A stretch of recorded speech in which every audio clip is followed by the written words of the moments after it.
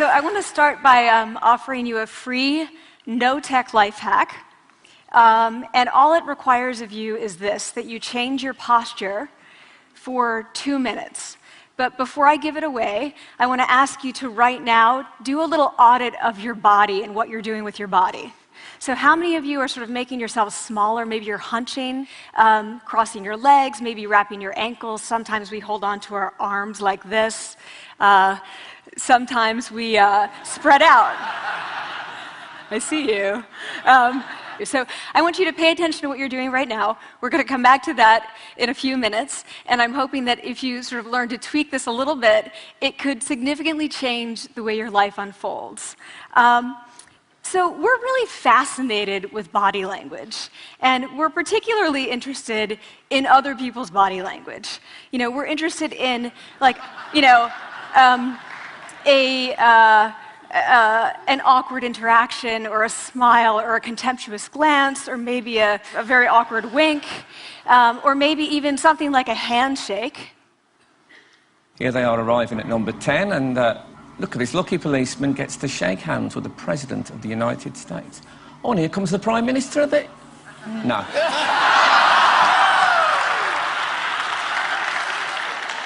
So a handshake, or the lack of a handshake, can have us talking for weeks and weeks and weeks, even the BBC and the New York Times. So obviously, when we think about nonverbal behavior or body language, but we call it nonverbals as social scientists, it's language. So we think about communication. When we think about communication, we think about interactions. So what is your body language communicating to me? What's mine communicating to you? And there's a lot of reason to believe that this is a valid way to look at this. So social scientists have spent a lot of time looking at the effects of our body language or other people's body language on judgments. And we make sweeping judgments and inferences from body language.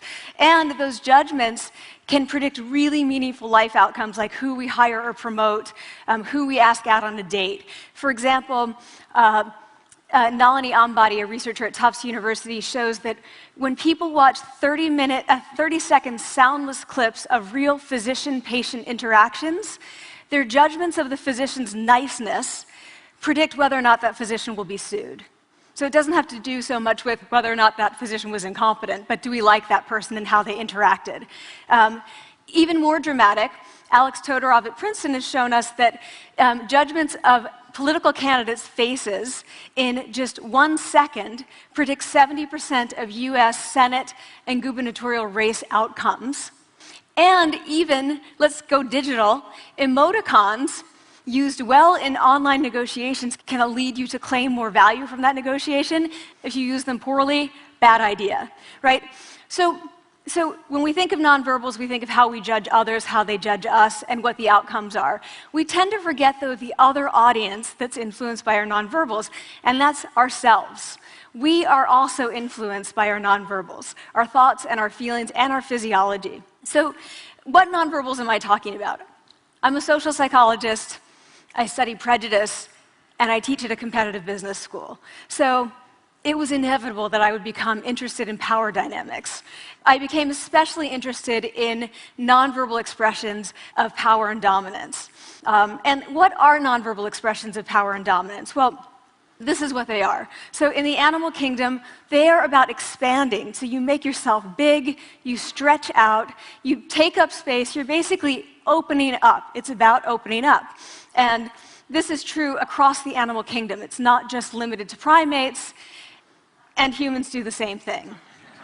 So they do this both when they have power sort of chronically, and also when they're feeling powerful in the moment.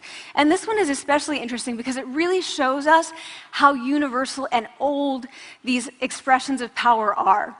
This expression, which is known as pride, Jessica Tracy has studied, she shows that people who are born with sight and people who are congenitally blind do this when they win at a physical competition. So when they cross the finish line and they've won, it doesn't matter if they've never seen anyone do it, they do this.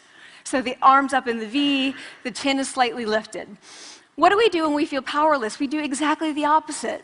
We close up, we wrap ourselves up, we make ourselves small. We don't want to bump into the person next to us. So again, both animals and humans do the same thing. And this is what happens when you put together high and low power. So what we tend to do when it comes to power is that we complement the other's nonverbals. So if someone's being really powerful with us, we tend to make ourselves smaller. We don't mirror them, we do the opposite of them. So I'm watching this behavior in the classroom, and what do I notice? I notice that MBA students really exhibit the full range of power nonverbals. So you have people who are like caricatures of alphas, like really coming into the room. They get right into the middle of the room before class even starts, like they really want to occupy space. When they sit down, they're sort of spread out. They raise their hands like this. You have other people who are virtually collapsing when they come in. As soon as they come in, you see it. You see it on their faces and their bodies, and they sit in their chair and they make themselves tiny, and they go like this when they raise their hand. I noticed a couple things about this. One, you're not going to be surprised. It seems to be related to gender. So women are much more likely to do this kind of thing than men. Women feel chronically less powerful than men, so this is not surprising. But the other thing I noticed is that it also seemed to be related to the extent to which the students were participating and how well they were participating. And this is really important in the MBA classroom because participation counts for half the grade. So business schools have been struggling with this gender grade gap. You get these equally qualified women and men coming in, and then you get these differences in grades, and it seems to be partly attributable to participation. So I started to wonder, okay, so you have these people coming in like this, and they're participating. Is it possible that we could get people to fake it, and would it lead them to participate more? So my main collaborator, Dana Carney, who's at Berkeley, and I really wanted to know, can you fake it till you make it? Like, can you do this just for a little while and actually experience a behavioral outcome that makes you seem more powerful? So we know that our nonverbals govern how other people think and feel about us. There's a lot of evidence, but our question really was, do our nonverbals govern how we think and feel about ourselves? There's some evidence that they do. So, for example, when we smile when we feel happy, but also when we're forced to smile by holding a pen in our teeth like this, it makes us feel happy. So it goes both ways. When it comes to power, it also goes both ways. So when you feel powerful, you're more likely to do this, but it's also possible that when you pretend to be powerful, you are more likely to actually feel powerful. So the second question really was, so we know that our minds change our bodies.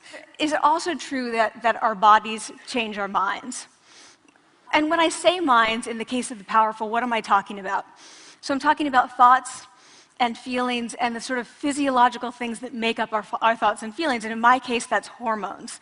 I look at hormones. So what do the minds of the powerful versus the powerless look like? So powerful people tend to be, not surprisingly, more assertive and more confident, more optimistic. They actually feel that they're going to win even at games of chance. They also tend to be able to think more abstractly. So there are a lot of differences. They take more risks. There are a lot of differences between powerful and powerless people. Physiologically, there also are differences on two key hormones, testosterone, which is the dominance hormone, and cortisol, which is the stress hormone. So what we find is that high-power alpha males in primate hierarchies have high testosterone and low cortisol, and powerful and effective leaders also have high testosterone and low cortisol. So what does that mean? When you think about power, people tended to think only about testosterone because that was about dominance. But really, power is also about how you react to stress. So do you want the high-power leader that's dominant, high on testosterone, but really stress reactive? Probably not, right? You want the person who's powerful and assertive and dominant, but not very stress reactive, the person who's laid back. So we know that in primate hierarchies, if an alpha needs to take over, if an individual needs to take over an alpha role sort of suddenly, within a few days, that individual's testosterone has gone up significantly and his cortisol has dropped significantly. So we have this evidence, both that the body can shape the mind, at least at the facial level, and also that role changes can shape the mind. So what happens, okay, you take a role change, what happens if you do that at a really minimal level, like this tiny manipulation, this tiny intervention? For 2 minutes you say, I want you to stand like this, and it's going to make you feel more powerful. So this is what we did. We decided to bring people into the lab and run a little experiment. And these people adopted for 2 minutes either high power poses or low power poses. And I'm just going to show you 5 of the poses, although they took on only 2. So here's one, a couple more. This one has been dubbed the Wonder Woman by the media. Here are a couple more. So you can be standing or you can be sitting. And here are the low power poses. So you're folding up, you're making yourself small.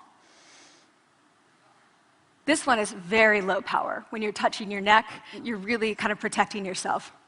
So this is what happens. They come in, they spit into a vial. We, for 2 minutes, say, you need to do this or this. They don't look at pictures of the poses. We don't want to prime them with the concept of power. We want them to be feeling power, right? So 2 minutes they do this. We then ask them, how powerful do you feel on a series of items? And then we give them an opportunity to gamble. And then we take another saliva sample. That's it. That's the whole experiment. So this is what we find. Risk tolerance, which is the gambling. What we find is that when you're in the high power pose condition, 86% of you will gamble. When you're in the low power pose condition, only 60%. And that's a pretty whopping significant difference. Here's what we find on testosterone. From their baseline when they come in, high power people experience about a 20% increase, and low power people experience about a 10% decrease. So again, 2 minutes and you get these changes. Here's what you get on cortisol. High power people experience about a 25% decrease, and the low power people experience about a 15% increase. So 2 minutes lead to these hormonal changes that configure your brain to basically be either assertive, confident, and comfortable, or really stress reactive, and feeling sort of shut down. And we've all had that feeling, right? So it seems that our nonverbals do govern how we think and feel about ourselves. So it's not just others, but it's also ourselves. Also, our bodies change our minds. But the next question, of course, is, can power posing for a few minutes really change your life in meaningful ways? So this is in the lab, it's this little task, it's just a couple of minutes. Where can you actually apply this, which we cared about, of course. And so we think it's really what matters, where you want to use this is evaluative situations, like social threat situations. Where are you being evaluated? Either by your friends, like for teenagers, it's at the lunchroom table. It could be, for some people, it's speaking at a school board meeting. It might be giving a pitch, or giving a talk like this, or doing a job interview. We decided that the one that most people could relate to, because most people had been through, was the job interview. So we published these findings, and the media are all over it, and they say, okay, so this is what you do when you go in for the job interview, right? So we were, of course, horrified and said, oh my God, no, that's not what we meant at all, for numerous reasons. No, don't do that. Again, this is not about you talking to other people, it's you talking to yourself. What do you do before you go into a job interview? You do this. Right? You're sitting down, you're looking at your iPhone or your Android, not trying to leave anyone out. You're looking at your notes, you're hunching up, making yourself small, when really what you should be doing maybe is this, like in the bathroom, right? Do that, find 2 minutes. So that's what we want to test, okay? So we bring people into a lab, and they do either high or low power poses again. They go through a very stressful job interview. It's 5 minutes long. They are being recorded, they're being judged also, and the judges are trained to give no nonverbal feedback. So they look like this. Like, imagine this is the person interviewing you. So for 5 minutes, nothing. And this is worse than being heckled. People hate this. It's what Marianne LaFrance calls standing in social quicksand. So this really spikes your cortisol. So this is the job interview we put them through, because we really wanted to see what happened. We then have these coders look at these tapes, 4 of them. They're blind to the hypothesis, they're blind to the conditions. They have no idea who's been posing in what pose. And they end up looking at these sets of tapes, and they say, oh, we want to hire these people, all the high power posers. We don't want to hire these people. We also evaluate these people much more positively overall. But what's driving it? It's not about the content of the speech. It's about the presence that they're bringing to the speech. We also, because we rate them on all these variables related to sort of competence, like how well structured is the speech? How good is it? What are their qualifications? No effect on those things. This is what's affected, these kinds of things. People are bringing their true selves, basically. They're bringing themselves. They bring their ideas, but as themselves, with no residue over them. So this is what's driving the effect or mediating the effect. So when I tell people about this, that our bodies change our minds and our minds can change our behavior and our behavior can change our outcomes, they say to me, it feels fake, right? So I said, fake it till you make it. Like, it's not me. Like, I don't want to get there and then still feel like a fraud. I don't want to feel like an imposter. I don't want to get there only to feel like I'm not supposed to be here. And that really resonated with me because I want to tell you a little story about being an imposter and feeling like I'm not supposed to be here. When I was 19, I was in a really bad car accident. I was thrown out of a car, rolled several times. I was thrown from the car, and I woke up in a head injury rehab ward. And I had been withdrawn from college, and I learned that my IQ had dropped by 2 standard deviations, which was very traumatic. I knew my IQ because I had identified with being smart, and I had been called gifted as a child. So I'm taken out of college. I keep trying to go back. They say, you're not going to finish college. Like, just, there are other things for you to do, but that's not going to work out for you. So I really struggled with this, and I have to say, having your identity taken from you, your core identity, and for me it was being smart, having that taken from you, there's nothing that leaves you feeling more powerless than that. So I felt entirely powerless. I worked and worked and worked, and I got lucky and worked and got lucky and worked. Eventually I graduated from college. It took me 4 years longer than my peers. And I convinced someone, my angel advisor, Susan Fisk, to take me on. And so I ended up at Princeton, and I was like, I am not supposed to be here. I am an imposter. And the night before my first year talk, and the first year talk at Princeton is a 20-minute talk to 20 people. That's it. I was so afraid of being found out the next day that I called her and said, I'm quitting. She was like, you are not quitting, because I took a gamble on you and you're staying. You're going to stay, and this is what you're going to do. You're going to fake it. You're going to do every talk that you ever get asked to do. You're just going to do it and do it and do it, even if you're terrified and just paralyzed and having an out-of-body experience, until you have this moment where you say, oh my gosh, I'm doing it. Like, I have become this. I am actually doing this. So that's what I did. 5 years in grad school.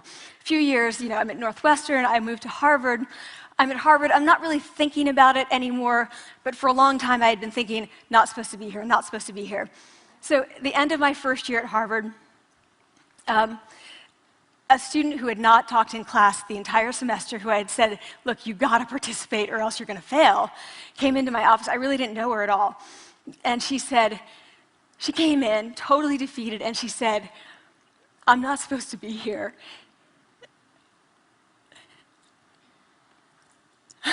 And that was the moment for me, because 2 things happened. One was that I realized, oh my gosh, I don't feel like that anymore. I don't feel that anymore, but she does, and I get that feeling. And the second was, she is supposed to be here. Like, she can fake it, she can become it. So I was like, yes, you are. You are supposed to be here, and tomorrow you're going to fake it, you're going to make yourself powerful, and, you're going to...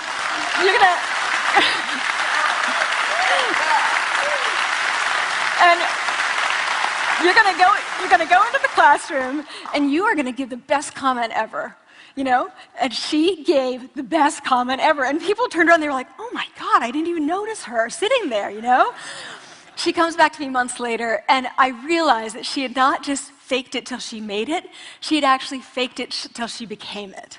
So she had changed. And so I want to say to you, don't fake it till you make it. Fake it till you become it. It's not do it enough until you actually become it and internalize. The last thing I want to leave you with is this. Tiny tweaks can lead to big changes.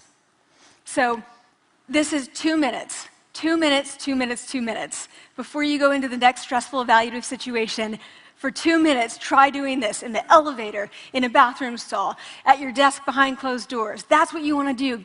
Configure your brain to cope the best in that situation. Get your testosterone up, get your cortisol down. Don't leave that situation feeling like, oh, I didn't show them who I am. Leave that situation feeling like, oh, I really feel like I got to say who I am and show who I am. So I want to ask you first, both to try power posing, and also I want to ask you to share this science, because this is simple.